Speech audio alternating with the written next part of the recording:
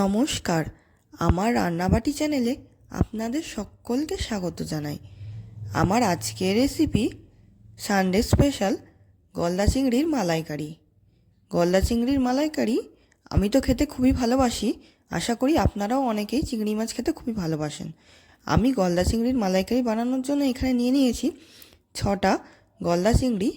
নারকেলের দুধ আমি একটা নারকেল থেকে বের করে নিয়েছি, আর নিয়েছি 7 থেকে 10 কোয়া রসুন, 3টে মিডিয়াম সাইজের পেঁয়াজ আর 3টে কাঁচা লঙ্কা।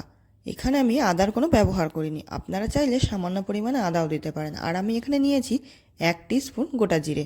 সবগুলোকে আমি প্রথমে মিক্সার গ্রাইন্ডারে দিয়ে ভালো করে পেস্ট বানিয়ে নেব। মাছগুলোকে আমি ভালো করে ধুয়ে ছাড়িয়ে নিয়েছি। এরপর আমি মাছগুলোর মধ্যে 1/2 টিস্পুন নুন আর 1/2 টিস্পুন লবণ দিয়ে ভালো করে মাখিয়ে নেব।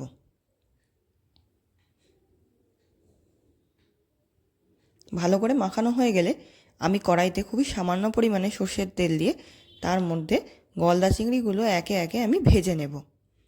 চিংড়ি মাছ খুব বেশিক্ষণ ধরে ভাজার প্রয়োজন নেই, তাহলে মাছগুলো শক্ত হয়ে যাবে। আমি মাছের এক এক পিঠ 30 সেকেন্ড করে ভাজবো, তাহলে এনাফ। 30 সেকেন্ড করে আমি মাছের দু সাইড ভেজে নিচ্ছি। মাছগুলো আমার ভাজা হয়ে গেছে। এবার আমি কড়াইতে 2 টেবিল চামচ সর্ষের তেল নিয়ে তার মধ্যে সে মশলাটা আমি বেটে রেখেছিলাম সেটা আমি দিয়ে দিলাম। মশলাটা দেওয়ার পর আমি হালকা করে ভেজে নিয়ে তার মধ্যে 1/2 টিস্পুন নুন আর স্বাদ মতো নুন দিয়ে দিলাম। নুনটা আপনারা আপনাদের পরিমাণ মতন দেবেন। এরপর আমি একটু নাড়াচাড়া করে নিচ্ছি। পুরো রান্নাটাই মিডিয়াম ফ্লেমে হবে। আমি এবার এর মধ্যে 1.5 টেবিল চামচ চিনি দিয়ে দিলাম। চিংড়ির মালাইকারি যেহেতু একটু মিষ্টি মিষ্টি হবে, তাই চিনিটা আমি একটু বেশি ব্যবহার করেছি। আর আমি দিয়ে দিলাম 1/2 টেবিল স্পুন কাশ্মীরি লঙ্কার গুঁড়ো। এরপর আমি নাড়াচাড়া করে ঢেকে দিলাম। ঢাকা তুলে আবার আমি কিছুটা নেড়ে দেবো।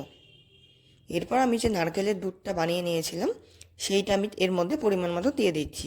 আমি এর মধ্যে 1/3 কাপ নারকেলের দুধ দিয়েছিলাম।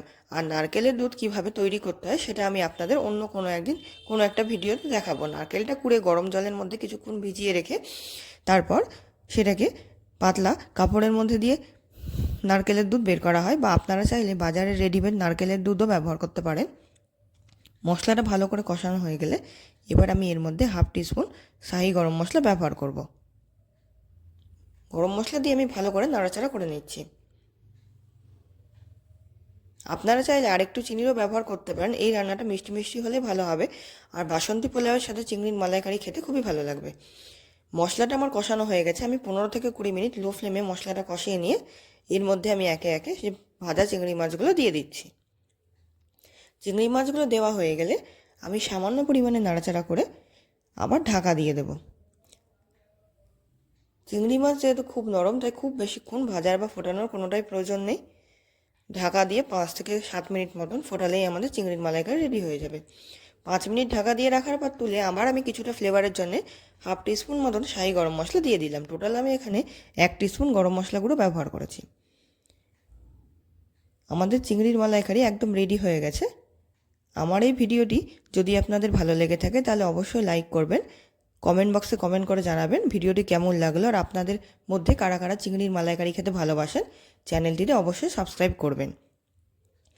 চিংড়ির মালাইকারি এবার একে একে আমি সার্ভ করে দিচ্ছি। আপনারা চাইলে এই সেম রেসিপিটি বাগদা চিংড়ি বা কুচো চিংড়ি দিয়েও ট্রাই করতে পারেন, খেতে ভালো লাগবে। চিংড়ির মালাইকারি রেডি হয়ে গেছে, আমি সার্ভ করে দিয়েছি।